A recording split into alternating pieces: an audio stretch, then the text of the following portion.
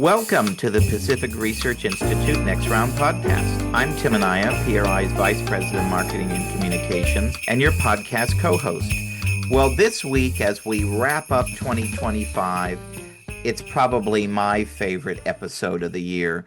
It's the PRI All-Stars with our annual year-end awards, which are presented in the style of our friends at the sadly departed McLaughlin Group, which was, for the youngins listening, was a great weekly panel discussion on public television. It was kind of the pioneer of public political discussion shows, and you had five journalists led by the late great John McLaughlin, who would really, it's the best of traditions, right? That you had people with strongly divergent views, had a spirited discussion about what happened in the week or in the year, as is this case. And they would do it good-naturedly and all be friends at the end of the discussion. So every year they would present their year-end awards for all the winners and losers in politics and the economy and pop culture and sports and such. And we present our awards every year in that spirit. Now, joining us this week, our maybe podcast listeners might think our long lost co host, Rowena Itchon, who's PRI's Chief Operating Officer, who's back to Yep, I'm present back, her award. guys. We have Lance Izumi, who is the Senior Director of PRI's Center for Education. We have Matt Fleming, who's PRI's Communications Director. And last but certainly not least, we have Kerry Jackson, who is PRI's William Clement Fellow in California Reform. So let's start with the biggest winner of 2025, Roe. All right, well, it's good to be back. I'm a little freaked out because I have to go first, but what the heck, here we go. So my biggest winner for 2025 is not a Republican. It's Senator John Fetterman of Pennsylvania, Democrat. So you might remember, of course you remember, 4 years ago during the Pennsylvania senatorial campaign, the public had doubts. I was certainly one of them, whether he was actually truly physically fit for office due to a very serious stroke that he had. Never mind all the other issues and other controversies he had over his political life. But now he's truly been the comeback kid.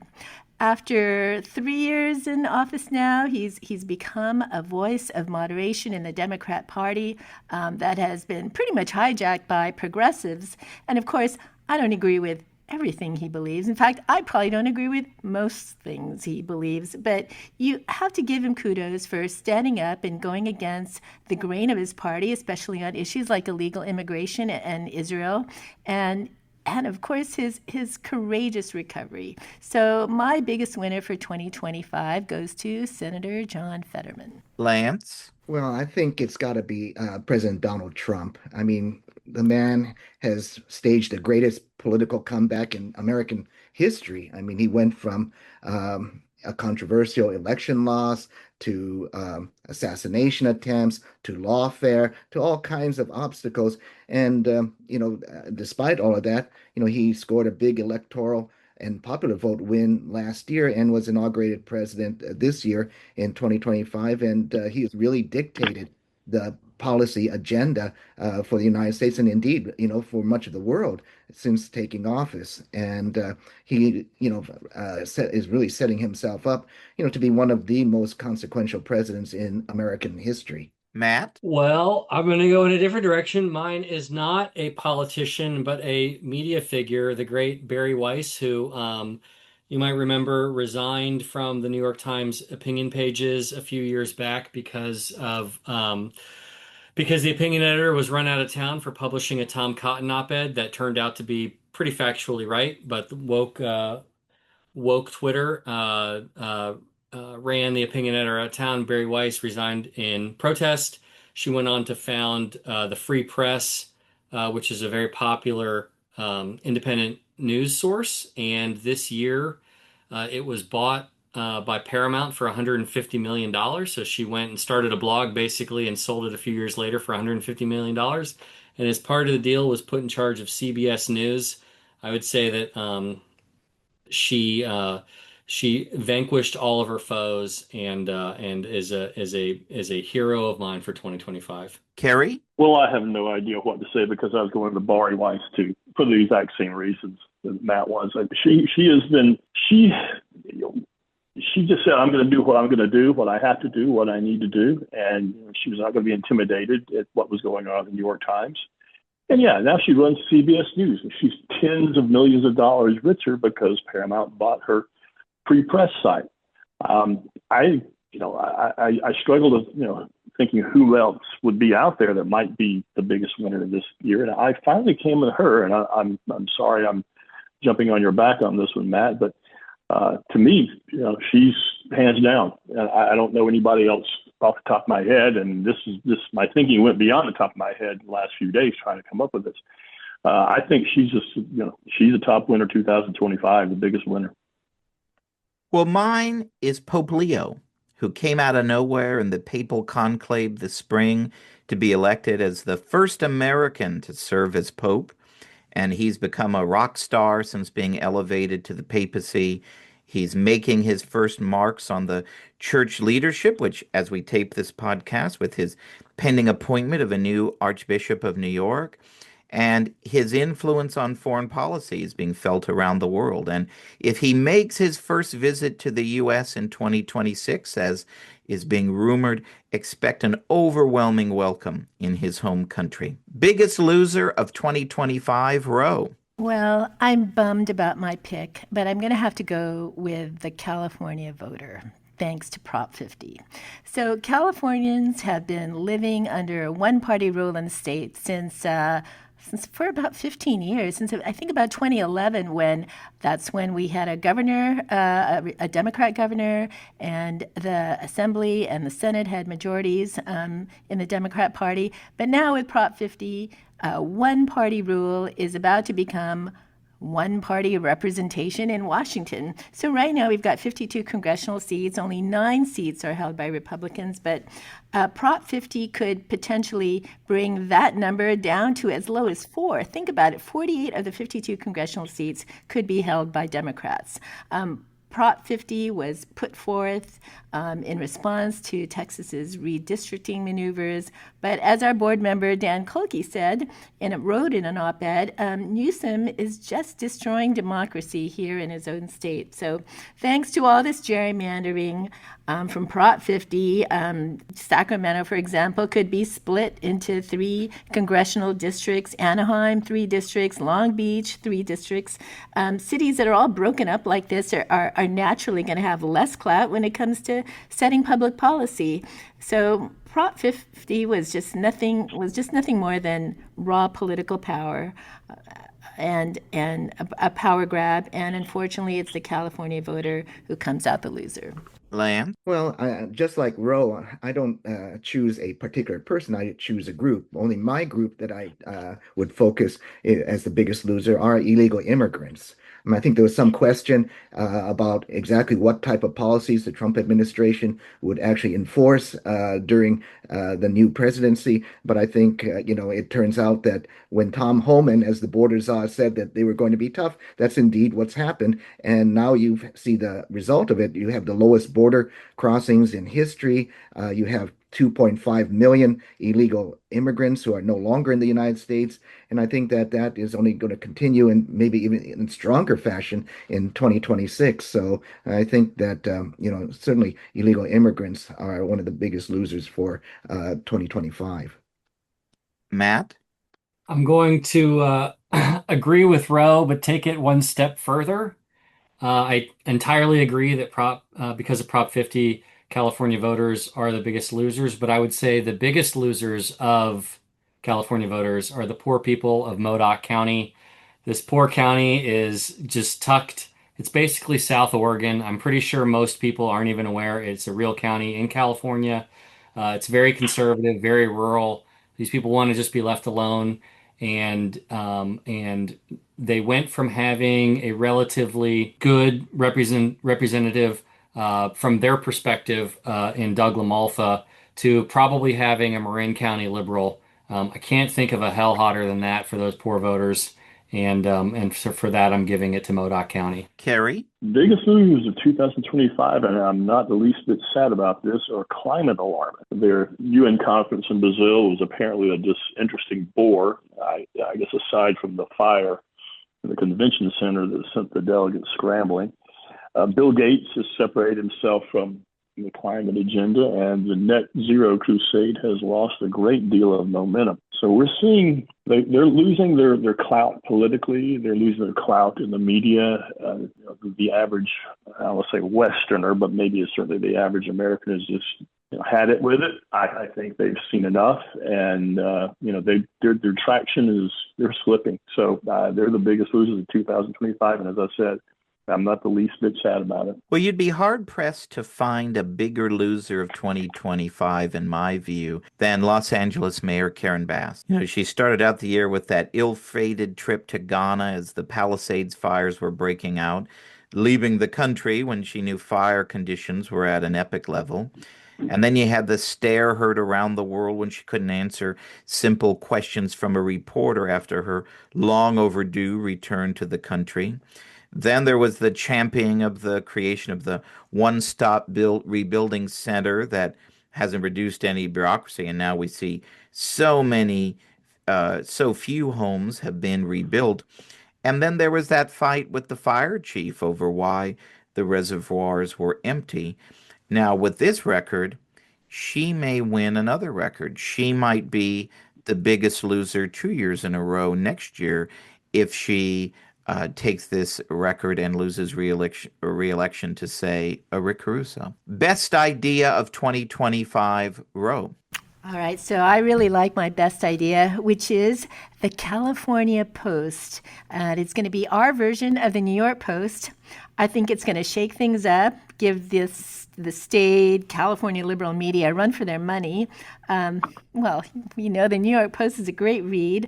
I pick it up every time when I go to New York. And Californians should have a lot to look forward to in the spring when the California Post rolls out. Lance? Well, I think, it has to go for me anyway to Secretary of War Pete Hegseth's refocusing the military on war fighting and lethality.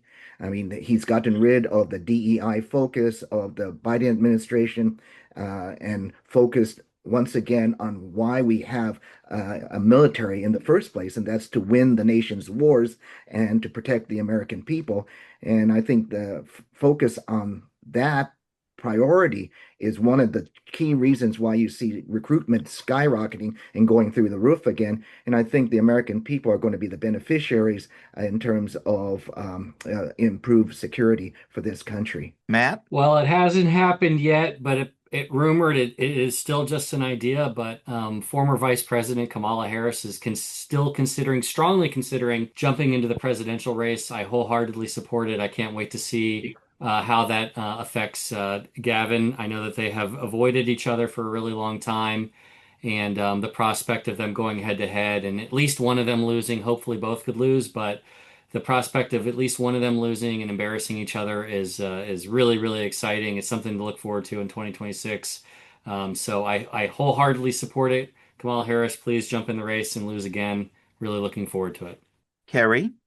The Trump administration rolling back cafe standards, federal cafe standards, is the best idea of 2025. There's just simply no reason for them to exist anymore. We are way beyond the oil crunches of the 1970s that caused the cafe standards to come to existence in the first place. And I like the idea of the possibility if there is no standard for a fleet to have to reach and its fuel economy, maybe we might see some far more interesting designs in cars. And they won't have to be designed in a wind tunnel, so they will have cut through the air and be aerodynamic. Maybe some things we can look at cars a little bit differently and see some new interesting designs come up. So I'm glad that they're moving in that direction, or the administration is moving in that direction. Well, mine is TSA deciding to end the requirement that you have to take your shoes off when you go through airport security. After Richard Reed's infamous shoe bomber incident, we saw millions of innocent people and little old ladies who can barely walk forced to suffer the indignity of having to take their shoes off when going through airport security. And it didn't matter that they couldn't possibly blow up a plane if they tried. TSA still made them go through the show of taking off their shoes at the airport. And so, bravo to the Trump administration for finally putting an end to this spectacle that really didn't make airline passengers any safer. Worst idea of 2025, Roe?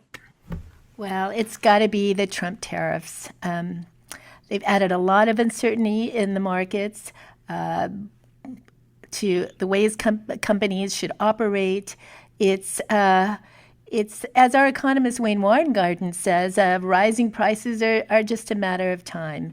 And the administration already recognizing that the squeeze on U.S. farmers and higher prices for consumers decided to help farmers out to the tune of about $12 billion. It's just a crazy circle of taxing America's industries, then subsidizing them with government taking a cut. It just doesn't make any sense. Lance? Well, I think it's the government shutdown. It was one of the longest shutdowns in the nation's history. And in the end, what did we get for it? The Democrats certainly didn't get anything for it. They claimed that they were doing it because of the Obamacare policies. And yet, in the end, they didn't get anything for shutting down the government for all that time. And, it sets us up to who knows what in the future when we have to do it all over again. Matt? I'm gonna go with a controversial one here. I would say Elon's journey through Doge. Now, Doge itself was not the worst idea of 2025. Doge itself was actually a pretty good idea. But from Elon's perspective, I think jumping into Doge, which didn't really accomplish its goals, hurt his standing as a businessman, hurt his standing with a lot of America, and all for what? To do something that didn't really accomplish its goals to begin with. Elon tanked Tesla's stock price for a long time and had to basically be pulled back to the company to run it after threats that he might not be able to run it anymore. And then at the end of it, he lost the EV subsidies, which was also a good thing, but from his perspective, not a good thing. So I would say Elon jumping into Doge was overall a bad idea for him. Kerry? California is losing oil refineries. They're closing the businesses, or the owners are walking away saying they can't do business in California anymore. It doesn't make sense. But earlier this year, when faced with this prospect, we had some policymakers toying with the possibility of California running some oil refineries, ones that are closing, or at least taking ownership and maybe allowing some other folks to manage them. This is a wretched idea. It would never turn out well. And can we imagine, think of California politics in general for a moment, can we imagine a large chunk of oil production in this state determined by those California politics? I can't, it's just hard to conceive of how poorly this would turn out. So that's the worst idea that I've seen this year. Well, Matt is right, of course, with his pick. When your little side venture results in your losing somewhere in the neighborhood of between 75 and $150 billion, that I don't know what could be a worse idea than that. And then, of course, there's what Susie Wiles had to say about him in Vanity Fair. So, worst idea of the year for sure. Enough already, Ro. Well, my enough already is actually quite serious. I'm growing increasingly disturbed about the division in our movement between populist conservatives and free market people like us. Ronald Reagan was able to unite free market, limited government fiscal conservatives with national security and anti-communist conservatives, along with religious and social conservatives. It was a big tent, and we were supportive of one another's goals. So let's please fight the progressives and not one another. Lance? Well, my enough already is really the blue slip. This tradition in the U.S. Senate, where senators get to basically tank the president's nominees in their home states. I mean, I can see how that may have worked when it was maybe a more collegial time in the U.S. Senate, but now where you have Trump derangement syndrome, just permeating amongst virtually all the Democrats. I mean, it's really prevented President Trump from getting people such as Bill Essayli, in California here as the U.S. attorney, confirmed. And so I think that is just creating a real problem for getting qualified people into these positions in the blue state. Matt? Well, this is a fierce one for me. This was a very, very tough competition. And I narrowed it down to two choices. I will make this quick, but first and foremost, Tom Steyer. He's not entertaining, so he doesn't get at least Harris provides some comedy and some entertainment value in her never-ending quest to be somebody. But Tom Steyer has really hung in there and repeatedly been told by voters that he's not interesting. They don't want him.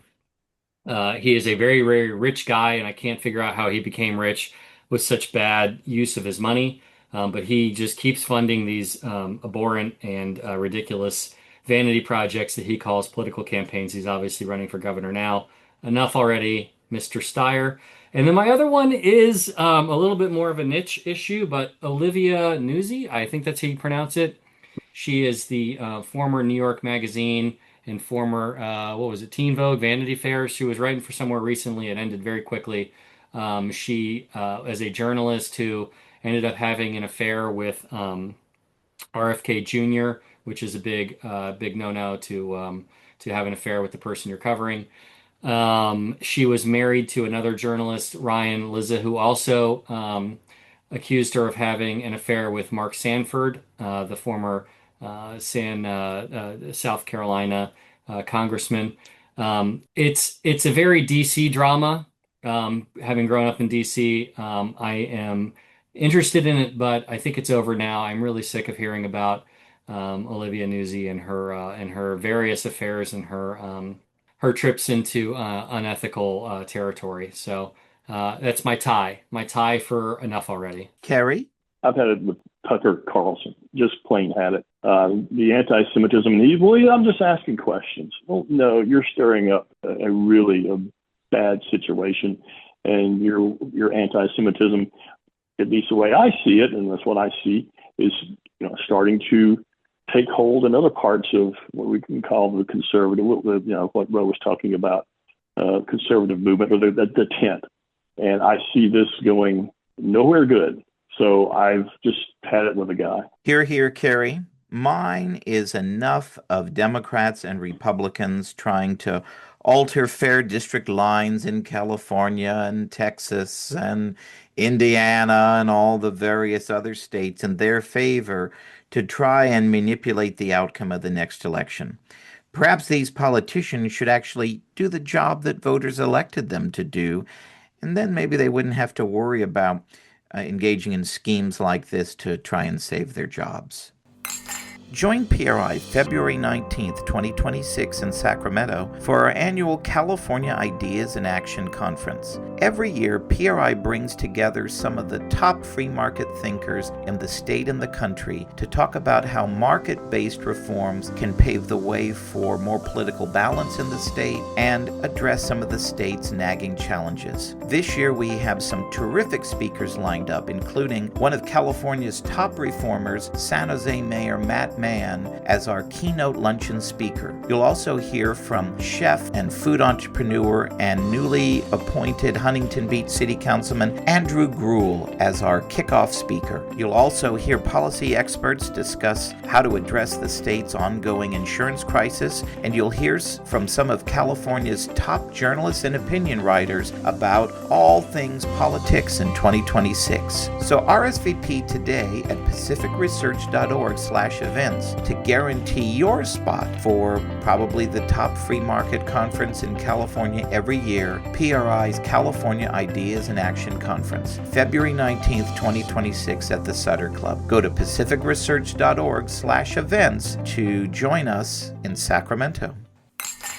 Bummest rap.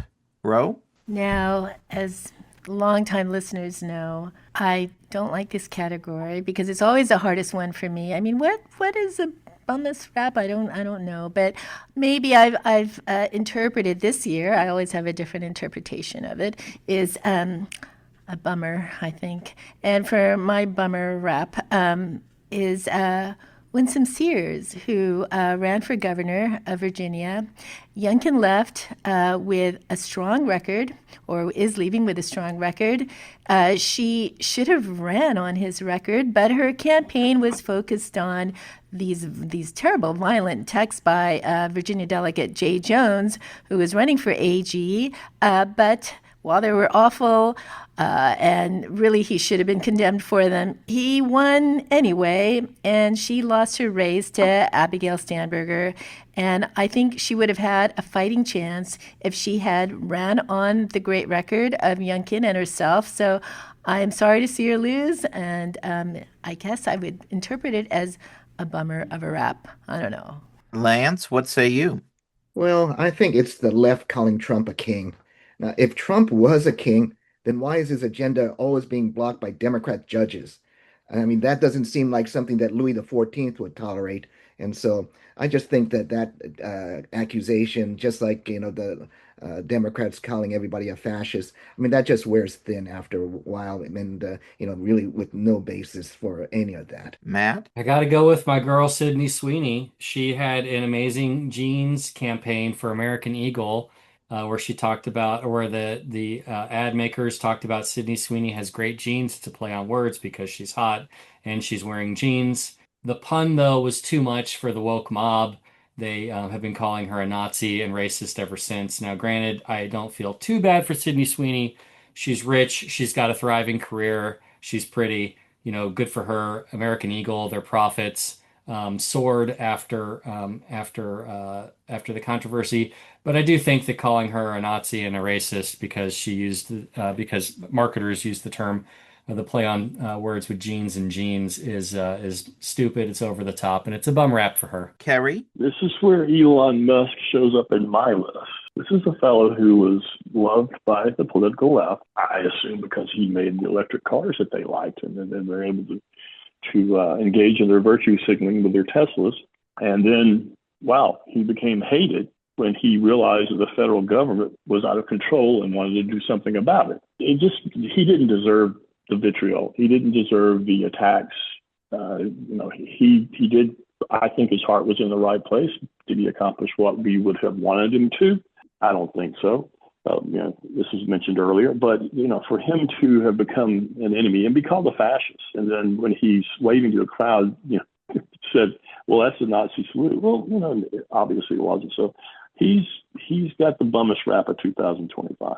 Well, for me, it's that the team known by us fans as the Sacramento A's has not been a big success in California's state capital and has endured all sorts of problems. Now, if you were to read the whining on the pages of the San Francisco Chronicle or what's posted online at SF Gate, you'd think that no one's going to the games and everyone hates the ballpark and the players can't wait to leave. Well, nothing could be further from the truth. The team draws good crowds every night, even on Sacramento's notoriously sweltering summer days.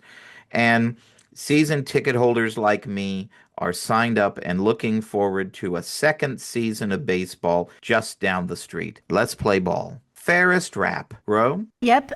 So we've already talked about my fairest rap, which is Karen Bass. And, for all the reasons that Tim mentioned, and apparently, Los Angelinos think so as well. She got recent polls say that that 44% of Los Angeles County residents think she did a lousy job at managing the fires, and yet she will just recently announced for re-election.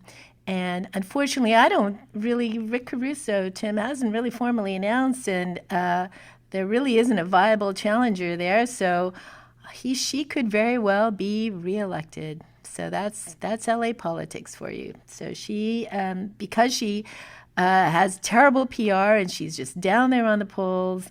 I think she gets the Ferris Rap Award. Lance? Well, I think that when J.D. Vance said that that Europeans were censoring speech, there was a hue and cry from a lot of Europeans about what Vice President Vance charged in his speech in Munich, I think it was.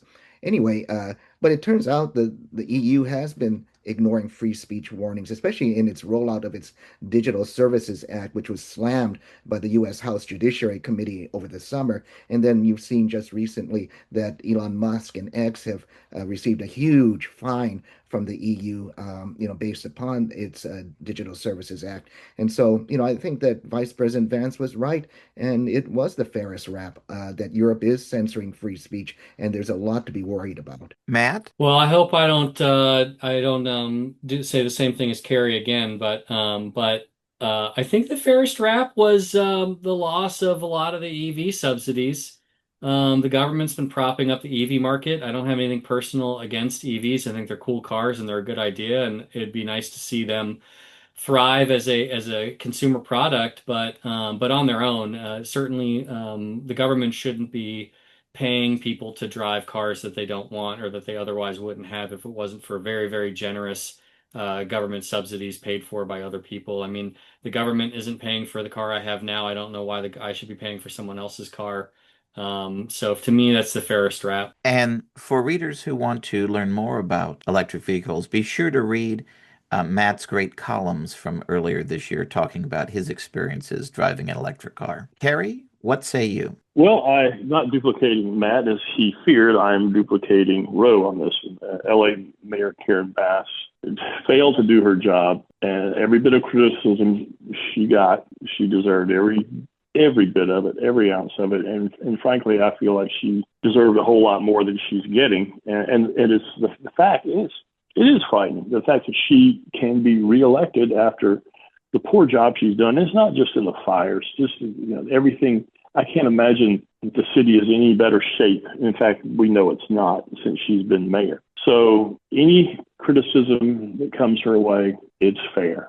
Well, for me, the fairest rap is that groups like Common Cause, that were supposedly principled champions of nonpartisan, fair, clean elections, decided to toss their principles aside by, quote, wink, wink, not opposing Gavin Newsom's gerrymandering scheme by claiming that fighting Donald Trump trumped principles.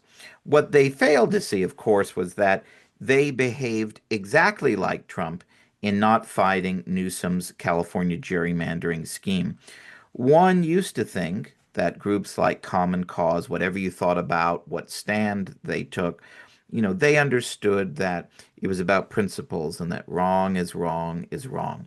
Well, after what they did this year, no longer. Sorry to see you go. Ro? Sorry to see about 200 billionaires in California trying to plan their exits. So there's a 5% tax on billionaires that could potentially make the ballot. Already, as I mentioned, billionaires are planning their exits. I've heard from about several billionaires who have had it with living in the state. Yes, it's a one-time tax, but it may be the last straw for so many of them. And, if billionaires leave the state, they're taking their companies, their philanthropy, their genius, and all that revenue that goes to the state along with them. Lance, what say you? Well, actually, we've had a lot of talk on the broadcast so far about Doge, and I'm actually sad to see Doge go. It's been disbanded and its powers have been sent over mostly to the Office of Management and Budget. Now, Russ Vought, the director of OMB, is great, but I really miss the flash of Elon Musk with his chainsaw, and so I'm going to be sorry to see that go. Matt? I'm sorry to see Bill Essayli go from the assembly. Lance, as Lance mentioned earlier, Bill Essayli is I believe the official title is the acting U.S. attorney in Southern California. He has not gotten Senate confirmation for the position, but he was an assembly member before that, and he was a great one. He was highly entertaining on the floor and in committee. I didn't always agree with every outcome or opinion that he had, but he certainly made um, for a much more enjoyable viewing experience of the legislative action. And he was a real fighter and a really smart guy. Um, and his talents are really well served now in the U.S. Attorney's Office, but it's a big loss for the assembly. Well, I'm sure Matt stands alone in that observation, but we'll see what Kerry has to say. I'm going sarcastic on this one. And I'm saying, sorry to see you go to the 271,000 or so federal bureaucrats who, since January, are no longer at their desks annoying the American people and drawing salaries far more generous than what they really deserve. Federal employment is at its lowest point since 2014. We've seen some of these people go, and more need to go. We need to thin out Washington, D.C. So, yeah, no, hey, goodbye to these bureaucrats. Well, for me, I'm sorry to see the communities in the Palisades area and the Altadena area that were destroyed by January's destructive wildfires that killed dozens and razed thousands of homes and businesses. Now, if they were actually given a chance to rebuild by Mayor Bass and Governor Newsom, it might be a short-lived sorry to see you go because they might be back someday. But whether or not they're ever able to rebuild, the spirit that those residents and neighborhoods represented will never come back, even when whatever happens with the rebuilding is finally complete. Destined for stardom in 2026, Roe. So, I have a great pick. Graduation Day, the film that PRI is producing. And it stars Mike Rowe of Dirty Jobs and our own Lance Izumi. So the film is about reducing the crisis of high school dropouts in the dropout rates in the country, and what some of the innovative things that schools are doing to prevent at-risk students from dropping out of school. It's a great film. We'll be doing the promotion next year, and I hope our listeners will check it out. That's a great choice. Lance, what say you? Well, first of all, I want to thank Ro for that great pick. We appreciate that. Actually, I've got a tie for a Destined for Stardom for 2026. The first one is Takaichi Sanai, who is the new Prime Minister of Japan. She was the first female Prime Minister of Japan, and she had a great initiation to her prime ministership when she welcomed President Trump to Japan, and they had a great meeting and a great series of events together.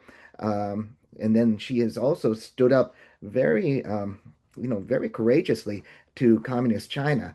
And the communist Chinese have reacted very vociferously against some of the statements she's made about Taiwan, and yet she hasn't really backed down, and her popularity in Japan has actually increased since her remarks. So I think that it shows that she's going to be a real star and a real great partner for the United States. The second person who I think is going to be destined for stardom is the new president of Chile, Jose Antonio Cast, who I actually met many, many years ago when I traveled to Santiago. And he's a very staunch conservative, pro-family Catholic leader who won 60% or so of the vote against a communist candidate. And I think that he is going to be destined for stardom as part of a group of conservative South American leaders. Matt, what does your stargazing tell you about who will be a star in 2026? I'm going with Scott Jennings. He's already a bit of a star, but I think that star is only going to rise. People might know him as the often lone Republican or conservative on CNN panels. But he's on a book tour now. He's rumored to be thinking of running for Senate in Kentucky, and I think that his star is only going to continue to rise. He's really smart. I don't, again, always agree with everything he says, but he's really good at saying it, and he's certainly not scared to go into hostile territory and say what needs to be said. Kerry, what's your pick? I struggle with this one. Couldn't really come up with anyone, but this isn't a game show, so I can't pass my turn. So I finally settled on Marco Rubio. He is very measured. He's quite sharp, and he's gone far beyond that younger Rubio, who in 2013 looked kind of I don't want to say silly, but yeah, when he stopped to drink water in his response to Obama's 2013 State of the Union address. He says he won't run for president in 28 if Vance runs. But this guy's developed, to me, an air of a real statesman, and he's still young enough, just in his mid-50s now, to become a star beyond what he already is. Well, for me, my pick is the USC Trojans football team, who just secured their first #1 recruiting class since the Pete Carroll National Championship era. And despite all what you might think about Lincoln Riley and the frustrations of the last few years, on the backs of these terrific new players, when combined with their great returning veterans, look for the Trojans to make a trip to the college football playoffs in 2026.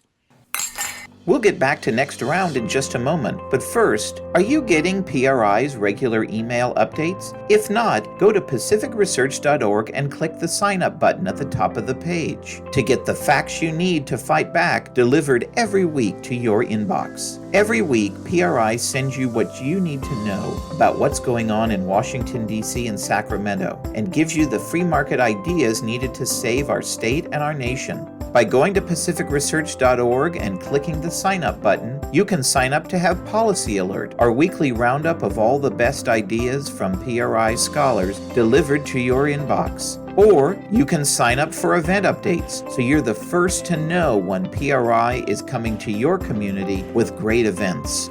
So sign up now at pacificresearch.org and click the sign up button at the top of the page to get PRI's content delivered to your inbox each week. Destined for oblivion in 2026. Ro, what say you? Well, I'm going to go on a limb here. I'm going to say Zoran Mondani. This time next year, I think New Yorkers will be kicking themselves, asking themselves, what were they thinking? While so many of his outlandish socialist ideas are unworkable, they're going to continue to wreak havoc and uncertainty when he's trying to implement them, and he'll certainly damage the New York economy. So already many of New York's most productive people are making their way to Florida, making Florida their home, and I am, for one, going to watch with a bucket of popcorn and see it all unwind. Lance? Well, I think it's going to be Nicolas Maduro. I think that the pressure is building up on him so hugely right now that I think that he will end up stepping down. The opposition leader there in Venezuela, Maria Corina Machado, who had won the Nobel Peace Prize recently, says that Maduro is going to step down, that his reign will end. And, it's hard to see, how he can survive given all the different pressures that are coming from the Trump administration and also, internationally and domestically. So I think that, he will end up being destined for oblivion sometime during 2026. Matt, who do you have going into oblivion? This is the hottest of all my takes, but and this is maybe a little bit of wishful thinking on my part, but destined for oblivion in 2026. LeBron James, he obviously is an all-time NBA legend. He this year broke the scoring record. He probably has a few more records in his sights, but he is fading very, very ungracefully on the Los Angeles Lakers. He's proven to be one of the more disappointing Lakers stars of all time. And I think the Lakers will do everything they can to try to get rid of him and his son, who does not deserve to be in the NBA. So I think he's going to fade if they can find a way to get rid of his no trade clause. Kerry? I'm going with a double destiny here, starting with Nancy Pelosi, who won't be running for re-election in 2026. I think she's just going to go fade away, and she can, do whatever she wants to with her millions and millions she made with trading while she's been in Congress. And then I want to add Justin Trudeau, the former Canadian Prime Minister. He will do a lot better job in oblivion, wherever that is for him, than he did as Canada's Prime Minister. Although one might say that it's not oblivion if your consolation prize from being Prime Minister is dating Katy Perry. My choice is House Speaker Mike Johnson, whose House Republicans can't seem to shoot any straighter than Barney Fife these days, and who are a mess of infighting and a lack of any ideas or certainly any um, clear, let alone coherent strategy. And they're on track to be trounced in the 2026 midterm elections, which will put Johnson out of the speaker's chair, of course. But he shouldn't feel too badly because with the gerrymandering schemes that he encouraged across the country, well, getting trounced these days means, well, you're only down by about 8 to 10 seats or so. Free Marketeer of the Year, Roe. Well, I'm going to go with a group of people, and these would be the great entrepreneurs of Silicon Valley. I don't think we say enough about them. Some, unfortunately, have already left the state thanks to our terrible policies on business, but guys like Palmer Luckey, David Sachs, Joe Lonsdale, Elon Musk, Peter Thiel, they were great innovators of the Valley. Now many of their companies are moving to AI. So this is a remarkable group of people, and it's unfortunate that the state is less and less hospitable to them. Lance, who's your pick? Well, I've got to go with Texas Governor Greg Abbott. Governor Abbott expended a lot of political capital to elect a whole group of pro-school choice legislators to the Texas legislature, and it paid off. He signed school choice legislation for education savings accounts into law in Texas and opened up the education marketplace to a lot of parents who want better choices for their kids. And so, certainly in my field of education, I've got to give it to Texas Governor Greg Abbott. Matt? I'm going with Amazon's Jeff Bezos. He certainly is a remarkable businessman in his own right, but I'm thinking in particular of his um, uh, reorientation of the Washington Post editorial pages. He um, he issued a mandate that was not well received amongst the woke mob that works there and writes opinion, saying that from this point forward, he wanted the opinion pages to focus on, in support of, and in defense of two pillars: personal liberties and free markets. There's been a dramatic change in what is published there. It's not all personal liberties and free markets, which is fine. There's still a place for debate, but certainly they have gone in a much more free market orientation. I will say that's in contrast with the Los Angeles Times, which were supposedly supposed to go in that direction, but so far I have not seen any evidence of it in a year. Kerry, who's your pick? Going with a name that we've heard earlier, and that's Jose Antonio Cast, who's the president-elect of Chile. What this election means, how important it is, including keeping the communists out of the presidencies, is the government now looks like it's going to break away from the socialism that's been dragging it down. And he's going to work to restore market policies that made Chile, people may not think about this, but not that long ago, was the wealthiest country in Latin America. And it's sort of an aside from that, what people really won't remember is Venezuela at one time was the wealthiest country in Latin America, and I think was a top 5 wealthy country in the world. And it has really been hit hard by socialism. And so they need a free marketeer of the year in Venezuela. Well, my choice, who's been discussed earlier, is Barry Weiss. Barry Weiss, as you remember, left the New York Times when her colleagues bullied her, when the gray lady capitulated to the woke online mobs instead of standing up for free speech. And she sold the internet startup that she left the Times to found, the Free Press, to CBS this year for $150 million. And she became the editor-in-chief of CBS News in the process. And she's poised to make tens of millions more for her new employer in the new year by emphasizing free speech, rejecting anti-Semitism in the newsroom and their coverage, and not being hostile to the worldview of most Americans, thus increasing viewership. New Year's resolution. Bro? Well, the theme of my year, 2026, is less is more. So I'm going to downsize. I have too many things, from Christmas ornaments to books to little souvenirs from my various vacations over the years. So, guys, don't be surprised if I ship some of my stuff and offload it to you. So, I'm going to try to become a minimalist and reform my maximalist ways. Well, Matt has some empty walls in his office, so I think he would welcome anything you send him to put on the wall. Lance, who does not have a minimalist philosophy in his office, what is your New Year's resolution? Absolutely. By no means do I. Well, every year on this broadcast, I always have the same resolution that I'm going to eat less sweets because I love sweets. And of course, I always break that resolution. So I figured that why am I going to waste my New Year's resolution on something that is just not meant to be? So actually, I've been blessed with a mother and father who are in their 90s right now. They're still healthy and in great shape. And so my resolution is to spend as much quality time as I can with them because they are one of the great blessings in my life. Matt? Well, I had an idea, but now my New Year's resolution is to resist all of Rose's attempts to fill my office with more junk. But no, I have a few of them. I would like to work out, get back into working out. I have two toddlers. They make it very challenging to do things like that.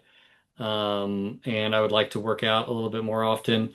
Uh, I would like to get something published in National Review. I know it sounds kind of weird, but it's been a resolution of mine for a few years. I've been published in lots of papers across the country and publications, but never National Review, the great opponent to communism.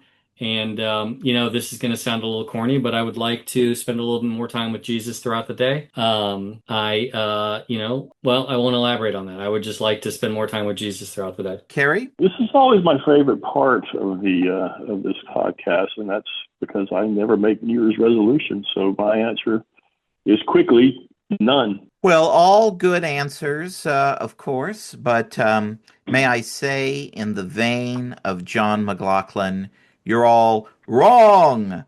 My New Year's resolution is really what everyone's should be, and you may not realize what an important New Year's resolution this will be. 2026 is a milestone year for many reasons. The 250th birthday of America, of course, but it is also the 50th birthday of yours truly. And so my New Year's resolution is to celebrate me all year long. That's a great New Year's resolution. Yes. So with that, we always end with a prediction, and we have two forced predictions, as John McLaughlin would say. So in June 2026, we have a primary election filled with candidates that no one seems to like. So, your first prediction, who will be the top two candidates for governor of California coming out of the June 2026 primary election? Ro, what's your pick? Well, family comes first, Tim. So I've got to go with family here. Steve Hilton is married to Rachel Whetstone, the granddaughter of our founder, Sir Anthony Fisher. So I'm going to go with Steve Hilton, and then I'm going to go with Antonio Villaraigosa because I know Katie Porter's ahead. But when the public sees more of her, like that bizarre TV appearance the other day, they're going to start looking for an alternative. And I think Villaraigosa is going to be that option. Lance? Well, I'm going to go out on a limb on this one. I think that, there are a lot of Democrats. Boris Johnson? Yes, that's right. Let's not bring that up in my skeletons in my prediction closet from a few years ago. But actually, with so many Democrats getting into this race, Eric Swalwell, for example, just recently, that I think the Democrats may just split the vote because none of them really stand out.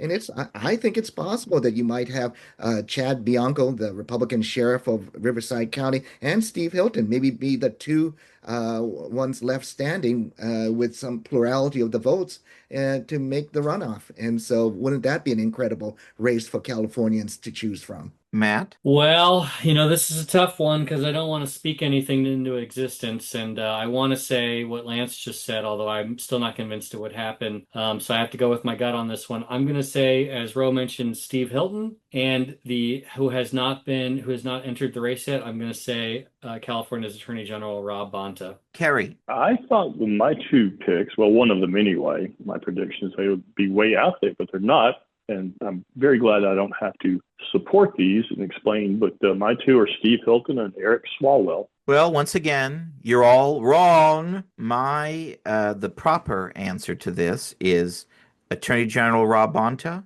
and Riverside County Sheriff Chad Bianco. Final prediction.